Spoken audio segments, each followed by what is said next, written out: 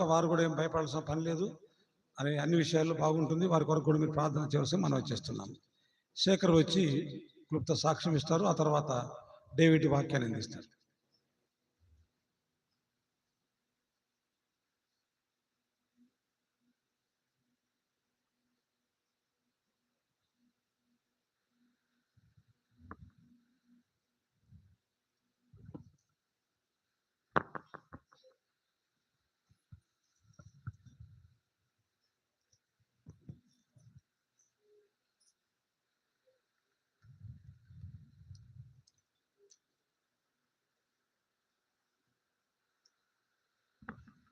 యేసుక్రీస్తు నామమున సంఘస్థులందరికీ, చేరి వచ్చినటువంటి పెద్దలందరికీ నా హృదయపూర్వక దేవుని నామమున వందనాలు తెలియజేస్తున్నా. ఎప్పటి నుంచో ఇక్కడికి నిల్చోక ముందే సాక్ష్యం పంచుకోవాలనుకుంటూ ఉన్నా. దేవుని దయ వల్ల ఈరోజు అది సమయం వచ్చింది. సరే, ముందుగా నా గురించి, మా కుటుంబం గురించి చెప్పుకుందాం. మాది అర్ధవీడు. అర్ధవీడు మండలమే. ఆ మండలంలో మాది ఒక పాలెం. మా నాన్నగారు, మా అమ్మ, మేము 4 అన్నదమ్ములము. నేను 3వ వాడిని. మా పెద్దన్నయ్య ఆర్మీ, 2వ ఆయన నంద్యాలలో పనిచేస్తాడు. 3వ వాడిని నేను. నా చిన్న తమ్ముడు ఇంటి దగ్గర అర్ధవీడులో ఉంటాడు. దేవుని యందు భయభక్తులు కలిగి జీవించడం ఎలాగో చిన్నతనం నుంచి, నా ఊహ తెలియ నుంచి మా నాన్న, మా అమ్మ ఇద్దరు కూడా ప్రభువుని నమ్మి బాప్తిసం తీసుకొని ప్రభునందు నడుస్తూ ఉన్నారు. వాళ్ళ యొక్క పద్ధతులు, వాళ్ళ యొక్క నడవడిక, మంచిది చెడేది, పెద్దలను ఎలా గౌరవించాలి, ఇవన్నీ కూడా మా నాన్నగారి దగ్గర నుంచి నేను నేర్చుకున్నా. ఆయన 5 గంటలకు లేస్తే 5 గంటలకు నన్ను కూడా లేపుతాడు, చదువుకోమంటాడు. లేకపోతే అతను మా నాన్న పనికి వెళ్తే మా నాన్న, మాది చాలా పేద కుటుంబం అండి, మీకు తెలియాలి. చాలా పేద కుటుంబం. ఎంత నిరుపేద కుటుంబం అంటే, ఈరోజు పని చేసుకుంటే వచ్చే డబ్బులతోటి లేదా వచ్చే ధాన్యంతో ఆ రోజు సాయంత్రము మా అమ్మ ప్రిపేర్ చేసేది ఫుడ్. అంటే ఉదయం అంతా పని చేస్తే ఆ రైతుల దగ్గర వడ్లు వేస్తే అవి వచ్చి దంచుకొని ఆ తర్వాత మళ్ళీ అప్పటికి ఫుడ్ ప్రిపేర్ చేసి సప్లై చేస్తుంటది. చాలా కష్టం అన్నమాట ఆ రోజు గడవడం అనేది. ఫర్దర్గా తర్వాత మా పెద్దన్నయ్య ఎప్పుడైతే ఆర్మీకి వెళ్ళాడో కొంచెం ఫుడ్ విషయంలో మాత్రం మేము ప్రాబ్లం లేకుండా ఉండేది. ఆ తర్వాత కాలంలో నాకు 3వ తరగతిలోనే, చాలా చిన్న వయసు, జాన్ వయసు కూడా ఉండదో, 3వ తరగతి నుంచి నేను హాస్టల్లో చదువుకున్నా, గురుకుల పాఠశాలలో. చిన్నప్పుడే ఆ క్యూలో నుంచోవడం కానీ, ఆ ప్లేట్ పట్టుకొని అట్లాగా చాలా కష్టంగా ఉండేది. అసలు ఎందుకు అసలు అట్లా ఉండేది తెలియదు నాకు. అందరూ వెళ్తుంటారు, నేనే వెళ్తుంటా. చిన్నపిల్లలప్పుడే నన్ను హాస్టల్లో పడేస్తారు. ఇప్పటి వరకు కూడా, అంటే 2008 నాకు పీజీ అయిపోయేంత వరకు నేను హాస్టల్నే ఉన్నా. ఎక్కువగా బయటనే చదువుకొని ఉన్నా. సరే, ఆ తర్వాత కాలంలో మా అన్నకు ఆర్మీ వెళ్ళిన తర్వాత మ్యారేజ్ చేయాలని చెప్పేసి అనుకున్నారు. అప్పుడు ఏంటంటే బాగా ఫస్ట్ మ్యారేజ్ పెద్దన్నయ్య. మా అన్నయ్యకి ఎట్లుందో నాకు తెలియదు, కానీ అన్నయ్య కంటే ముందు నాకు బల సంతోషం అన్నమాట. ఆ అన్నయ్య పెళ్లి గ్రాండ్గా చేయాలని. మీకు తెలుసు, పార్లమెంట్ తెలుసు, ఆ పద్ధతులు అవన్నీ కూడా. నైట్ అంతా వెళ్ళుకొని ఈ ఇంటికి డెకరేషన్ కానీ అన్ని నేనే చూసుకున్నాను అన్నమాట మొత్తం. ఆ నైట్ నేను అంతా మేలుకొని 2-3 గంటలు పడుకొని అట్లా, ఎవడో మార్నింగ్ లేచి వచ్చి, మామిడి ఆకులు తెలియదురా మీరు అని చెప్పేసి ఎవడు అన్నారు. నాకు తెలియదు, మంపులో ఉన్నా. మామిడి ఆకులు లేరా మీరు, పెళ్లి చేస్తారు ఏం చేస్తారా అని చెప్పేసి, పాలెం పద్ధతులు కదా మనకేం తెలుసు ఇవన్నీ. సర్లే అని మామిడి ఆకులు ఎవరు ఒకరితను లేపి నన్ను పోదాం పరా అని చెప్పి తీసుకెళ్ళారు అనమాట. మాకు మామిడి తోటలు ఉండేవి 1 కిలోమీటర్ దూరంలో. ఆ, ఇక సరే మామిడికాయలు కావాలని ఉదయం 5 గంటలకి 6 గంటలకు బయలుదేరి వెళ్ళిపోయాం. నేను మా పెదనాన్న కొడుకు ఒక ఆయన ఇద్దరం వెళ్ళామన్నమాట. నాకేంటంటే ఏదైనా కూడా మంచిగా ఉండాలనే ఉద్దేశంతో ఆ రోజు సాతాను ఏం చేసిందంటే ఒక పొడవాటి చెట్టు పైన చిగుర్లు బాగా కనిపిస్తున్నాయి అనమాట. ఆ చిగుర్లు బాగా కనిపిస్తుంటే ఆ కొమ్మ అయితే ఖచ్చితంగా బాగుంటదేమో అని చెప్పేసి ఆ కొమ్మ కోసం పైకి ఎక్కి అనమాట. ఈ ఊర్లో ఉంటే చెట్లు ఎక్కడం మీద దిగడం బాగా అలవాటు. సరే ఎక్కుదామని చెప్పేసి ఇంకా సైడ్ కొమ్మలు ఏం లేవు, స్ట్రైట్ ఒకటే కొమ్మ ఉంది, పైన ఉన్నాయి అనమాట. చాలా చెట్లు ఉండేవి, కానీ నాకు ఎందుకో ఆ సాతాను ఆ రోజు ప్రేరేపించింది అనమాట. సో నేను టాల్గా వెళ్ళాక 20 ఫీట్స్ అట్లా 25 ఫీట్స్ పైకి వెళ్ళిన తర్వాత నేను ఆ పై కొమ్మ పట్టుకుందామని ట్రై చేసి కింద గ్రిప్ పోయింది. గ్రిప్ పోయేసరికి నేను స్విమ్మింగ్ పూల్ లో పడతాను చూడండి, ఇలాగ ఆ కొర్రు కొడుతున్నట్టు కింద పడ్డా అనమాట. కింద పడినప్పుడు నా హ్యాండ్స్ రెండు కూడా కొంచెం క్రాక్స్ ఇచ్చాయి అనమాట.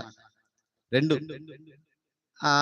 ఏం నాకు బ్లడ్ ఏం లేదు, మామూలుగా జస్ట్ కీళ్ళు కవ్వుకోపోయింది అనమాట.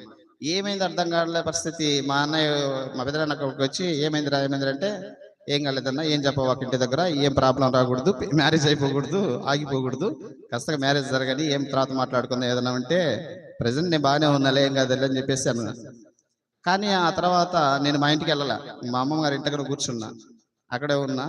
ఇంకా తర్వాత తెలిసింది మొత్తానికి ఇట్లా శేఖర్కు చేతులు పాడైనాయంట, ఎరిగినాయంట, ఏయో క్రియేట్ చేసుకున్నారు అనమాట. అందరూ క్రియేట్ చేసుకున్న తర్వాత ఏమైందంటే నన్ను విజిట్ చేసి చూడడానికి వస్తారు కదా, వచ్చిన వాళ్ళందరూ కూడా తల ఒక మాట మాట్లాడేవారు. అరే నువ్వు ఎందుకు పనికిరావు రంగా, నువ్వు ఎందుకు పనికిరావు, మీ అన్న ఆర్మీ, నిన్ను కూడా ఆర్మీలో జరిపిద్దాం అనుకుంటే నువ్వు ఇటు తయారైనాపు, ఎందుకు అంటే చుట్టుపక్కల వాళ్ళందరూ కూడా సూటిపోటి మాటలతో నాకు మైండ్ పని చేయాల. అయ్యో నేను ఎందుకు పనికిరానా, ఏం చేయలేనా, నా చేత కాదా అని చెప్పేసి నా మైండ్ పనిచేయక ఇంకా చనిపోదామని నిర్ణయించుకున్నా. అయితే ఎలా అని చెప్పేసి 3 పద్ధతులు తీసుకున్నా. ఒకటి, మా ఊర్లో బాప్తిసం ఇచ్చే ప్లేస్ ఒకటి ఉంటుంది, బాగా లోతు ఉంటుంది, అది దాంట్లో దూకేస్తే మనిషి బయటికి రాడు, ఎక్కువ పూడు ఉంటుంది అనమాట, ఇరుక్కుపోతాడు, చచ్చిపోతాడు. రెండో ఆప్షన్ ఏమనుకున్నా అంటే ట్రైన్ ఉంది, ఖమ్మం వచ్చి ట్రైన్ కింద పడితే చచ్చిపోతే ఈజీగా అయిపోద్ది కదా అనుకున్నా. మూడో ఆప్షను ఊరేసి చచ్చిపోవాలనుకున్నా. ఏం మరి నాకు అసలు ఇంకా ఒకటే థాట్, వాళ్ళ మాటలే నా మైండ్లో పనిచేస్తున్నాయి తప్ప వేరేది ఏం కనపట్ల. ఏం చేయాలో దేవుడా చెప్ప, అసలు ఆలోచించలే, అసలు నా మైండే పని చేయట్లా. ఇంకా ఎన్నో తిరిగి పోదామని చెప్పేసి నాకు సైకిల్ దొక్కడం వచ్చు, సైకిల్ వేసుకొని చెరువు కట్టగాడి అది వాగులోకి వెళ్ళిపోయా. ఆడ దూకి చచ్చిపోదాంలే ఎందుకని. ఇవన్నీ ఇది లేదు, ఎవరికి అసలు ఏం తెలియదు అనమాట. మళ్ళీ ఎందుకో ఆ దేవుడు ఆ రోజు నన్నుతో మాట్లాడి నేను కాపాడు వాడను నేనే అని చెప్పేసి అంటే ఆ వాయిస్ నాకు కనపచ్చింది. వెంటనే సరే దేవుడు ఎందుకో ఈ రీతికి నన్ను ఉంచిండేమో సర్లే అని చెప్పేసి ఆ రోజు నేను బయటకు వచ్చేసిన. అంటే ఇంకా చదివిపోకుండా సర్లే అని చెప్పి వెనక్కి వచ్చేసిన. తర్వాత కాలంలో ఇంకా పీజీ కోర్స్ చేద్దాంలే చెప్పేసి అప్పుడు నేను డిగ్రీ చదువుతూ ఉన్నా. ఇంటర్మీడియట్ అయిపోయిన తర్వాత డిగ్రీ చదువుకుందామని పీజీ కోర్సు నేను వైజాగ్ వెళ్ళిపోయినా. వైజాగ్లో మా హాస్టల్లోకి ఒక సేవకుడు వచ్చి వాక్యం చెప్తూ ఉంటారు అనమాట అప్పుడప్పుడు. ఆ సేవకుడు చెప్పినప్పుడు నాకు ఒక మాట వినిపించింది అనమాట. ఇంకొకటి ఏంటంటే నా వీక్నెస్ ఏంటంటే సినిమాలు ఎక్కువ చూస్తాను నేను. మా ఊర్లో ఒక సినిమా హాల్ ఉండేది, సినిమాలు ఎక్కువ చూస్తూ ఉండేవాడిని. ఆ తర్వాత కాలంలో కూడా సినిమాలు చూడడం తగ్గడం మానలేదు కదా, చూస్తూ ఎక్కువ చూస్తుండేవాడిని, ఇంకా తప్ప ఇంకేం లేవులే. అయితే ఒక రాత్రి నాకు ఆయన వాక్యం, దానియేలు అంకుల్ అని నేను చెప్తుంటాను, ఆయన వాక్యము చెప్తూ ఉండేవాడు నాకు, హాస్టల్లోకి చెప్తూ ఉండేవాళ్ళు అనమాట.